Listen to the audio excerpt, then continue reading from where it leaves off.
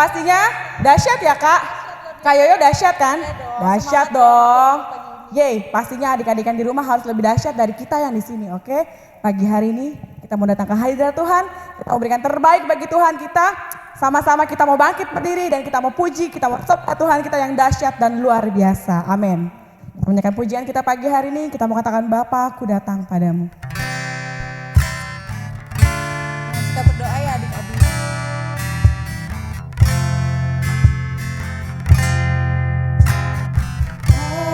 Aku datang padamu,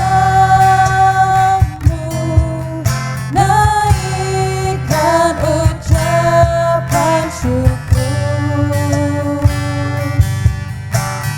atas kasih anugerah-Mu yang indah setiap hari.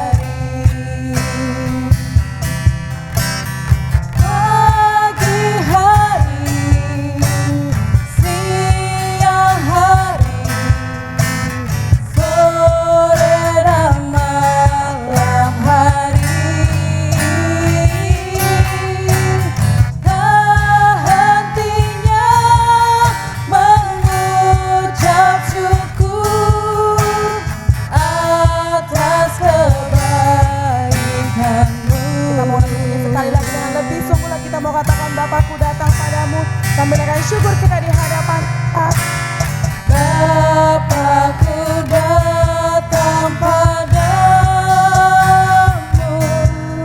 naikkan ucapan syukur atas kasih karunia-Mu Tuhan, atas kasih anugerah.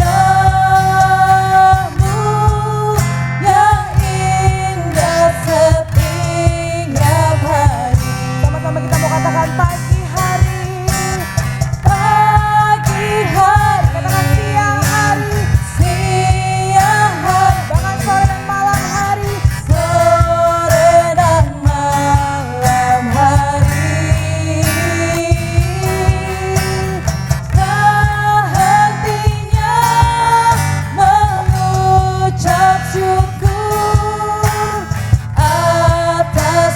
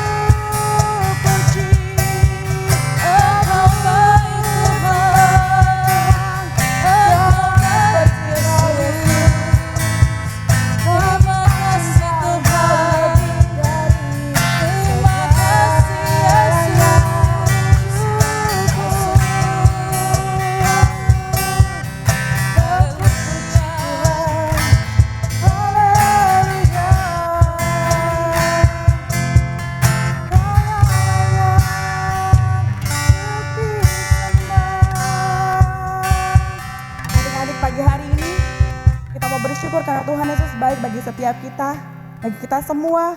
Dan pagi hari ini kita mau lebih lagi agungkan Tuhan kita. Kita mau katakan sama-sama.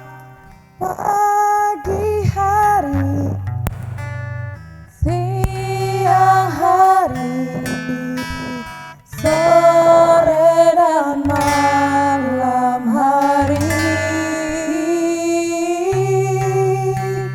tak hentinya mengucap syukur atas kebaikanmu.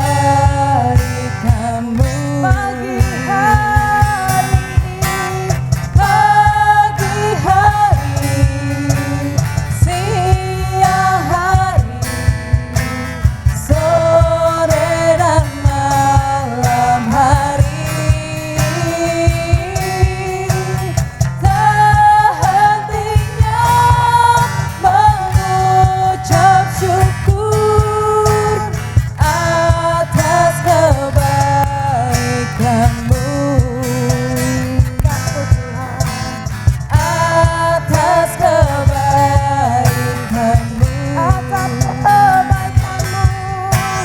atas kebaikanmu.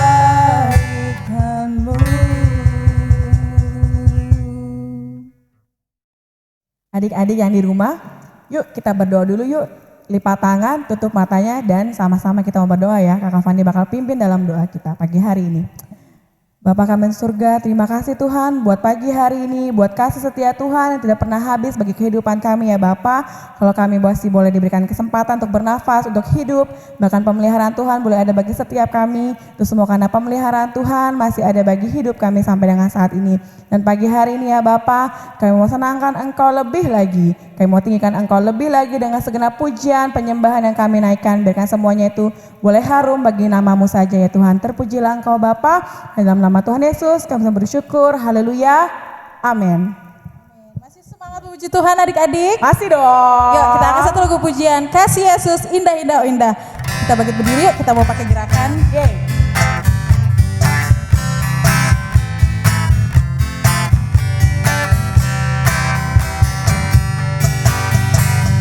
Kasih Yesus indah indah oh indah. Kasih Yesus indah indah oh indah. Kasih Yesus. Kasih Yesus indah indah oh indah. Kasih Yesus indah indah oh indah. Lebih indah dari pelangi. Lebih indah dari pelangi. Lebih indah dari bintang di langit. Lebih indah dari bunga di taman. Oh Yesusku. Lebih indah dari pelangi. Lebih indah dari pelangi. Lebih indah dari bintang di langit. Lebih indah dari bunga di taman. Oh Yesusku. Sekali lagi lebih semangat ya. Kasih Yesus. Kasih Yesus indah indah oh indah. Kasih Yesus indah indah oh indah. Lebih indah dari pelangi. Lebih indah dari bintang di langit. Lebih indah dari bunga di taman. Oh Yesusku. Sekali lagi lebih indah dari pelangi. Lebih indah dari pelangi. Lebih indah dari bintang di langit. Lebih indah dari bunga di tanah. Oh Yesusku.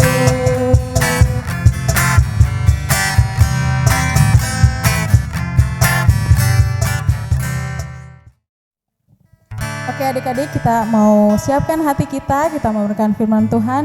Kita mau duduk manis dengan sikap doa. Kita angkat satu lagu pujian. Firman-Mu pelita bagi kakiku.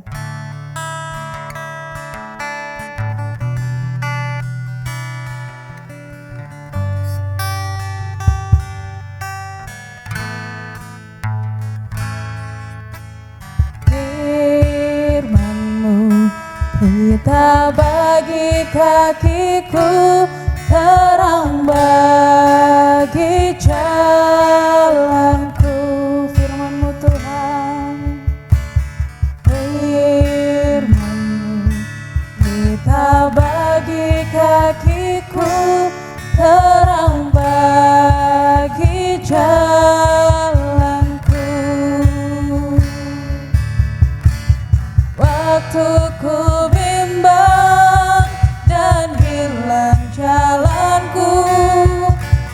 Tetaplah kau di sisiku, dan takkan ku takut asal kau di dekatku, besertaku selamanya.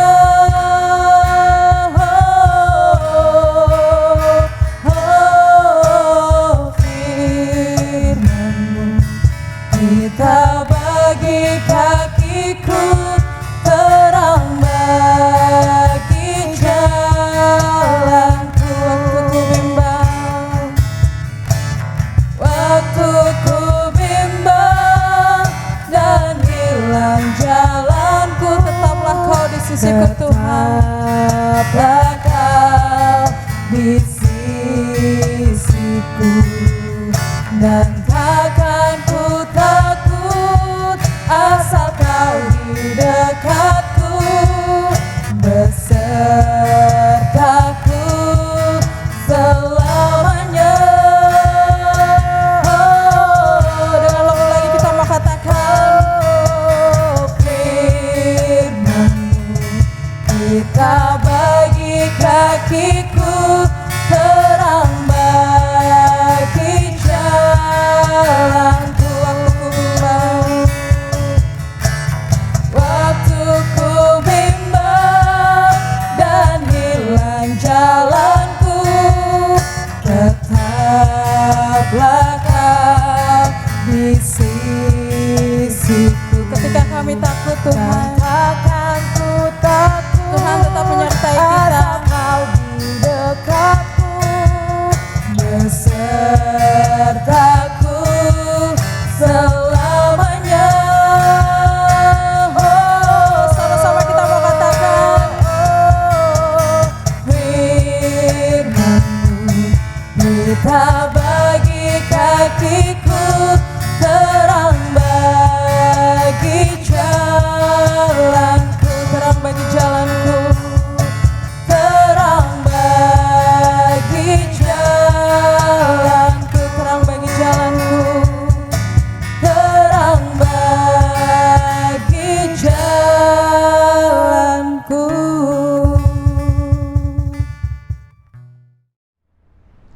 Hai adik-adik, apa kabar?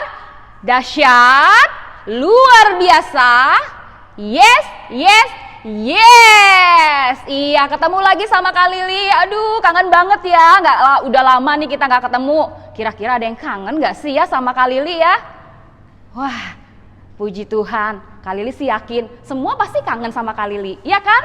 Kangen diomelin, kangen juga dengar cerita Kak Lili, iya kan? Iya. Hari ini Kak Lili mau bawa cerita tentang Petrus. Siapa yang udah kenal Petrus? Oh, beberapa mungkin sudah tahu Petrus ya. Sedikit Kak Lili mau ceritakan tentang Petrus lebih dahulu. Tapi sebelum kita mulai cerita, kita tutup mata, kita lipat tangan, kita berdoa lebih dahulu. Semuanya lipat tangan, tutup mata, tunduk kepala. Tuhan Yesus, saat ini kami mau mendengarkan firman Tuhan. Tuhan Yesus, berikan kami pengertian akan setiap cerita yang disampaikan. Terima kasih Tuhan Yesus, kami mau duduk diam dan mendengarkan cerita firman Tuhan. Dalam nama Tuhan Yesus Kristus, kami sudah berdoa dan mengucap syukur. Haleluya, amin. Iya, anak Tuhan boleh duduk dan mendengarkan Kak Lili bercerita. Kak Lili mau mulai dengan cerita Petrus. Sebelum Petrus dipanggil menjadi murid Tuhan Yesus, ia adalah seorang, iya benar, dia seorang nelayan. Nelayan kerjanya apa ya? Duh, Kak Lili lupa, nelayan ngapain ya adik-adik? Oh iya, Kak Lili ingat. Nelayan pekerjaannya menangkap ikan. Nah, Petrus adalah seorang nelayan yang hebat, yang handal. Dia tahu kapan saat ikan banyak di laut untuk ditangkap. Bahkan dia tahu saat badai akan datang. Wah, luar biasa Petrus ya. Tapi saat Tuhan Yesus datang dan memanggil Petrus untuk mengikuti Tuhan Yesus menjadi muridnya, kalian tahu apa yang Petrus lakukan? Ya, dia meninggalkan setiap pekerjaannya, dia meninggalkan kehebatannya sebagai nelayan, lalu ia mengikut Tuhan Yesus. Kenapa? Karena Petrus begitu mengagumi Tuhan Yesus dan ia tahu bahwa ini adalah panggilan Allah bagi hidupnya. Nah, ada kisah tentang Petrus juga. Setelah ia menjadi murid Tuhan Yesus, ingat gak kalian? Ketika murid-murid ada di dalam perahu dan badai besar datang menimpa perahu, mereka melihat Tuhan Yesus berjalan di atas air. Kira-kira siapa murid Tuhan yang berani datang menghampiri Tuhan Yesus? Coba Kak Lili mau dengar. Benar sekali. Petrus jawabnya. Petrus datang menghampiri Tuhan walaupun tidak jauh. Dia berani, tapi karena ketakutannya ia jatuh dan tenggelam. Lalu Tuhan Yesus datang dan menyelamatkan Petrus. Tapi setidaknya ia adalah yang paling berani karena hanya Petrus yang berani berjalan di atas air untuk menghampiri Tuhan Yesus. Nah, kali ini juga ingat satu cerita. Kalian tahu bahwa Petrus merupakan salah satu murid Tuhan Yesus yang paling dikasihi Tuhan Yesus.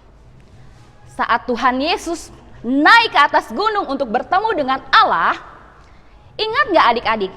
Tuhan Yesus membawa 3 orang muridnya. Coba tebak, siapa mereka bertiga? Coba Kak Lili tunggu jawabannya ya.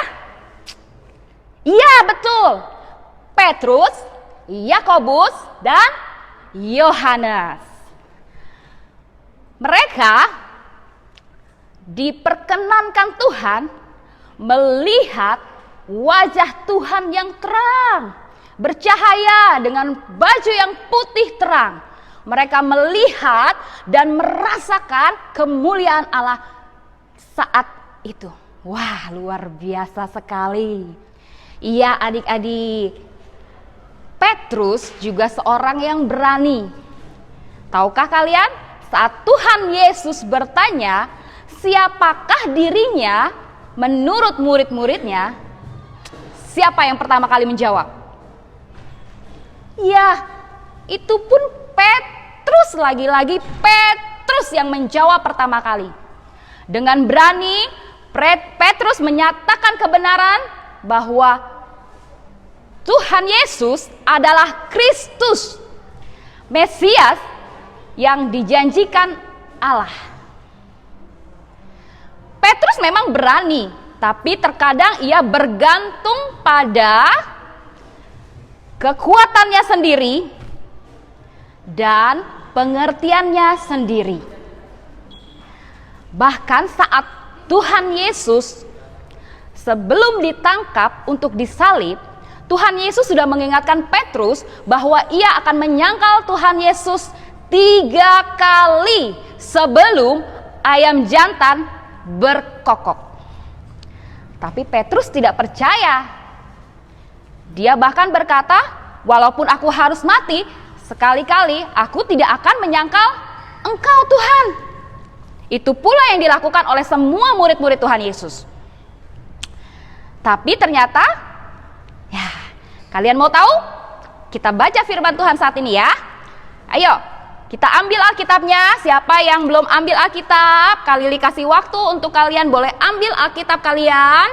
Dan kita mau buka bersama-sama. Kita akan baca dari Matius 26 ayat 69 sampai 75. Kak Lili baca ya. Di rumah juga harus ikut baca ya. Judulnya, Petrus menyangkal Yesus. Sementara itu Petrus duduk di luar di halaman, maka datanglah seorang hamba perempuan kepadanya. Katanya, engkau juga selalu bersama-sama dengan Yesus, orang Galilea itu. Tetapi ia menyangkalnya di depan semua orang. Katanya, aku tidak tahu apa yang kau maksud.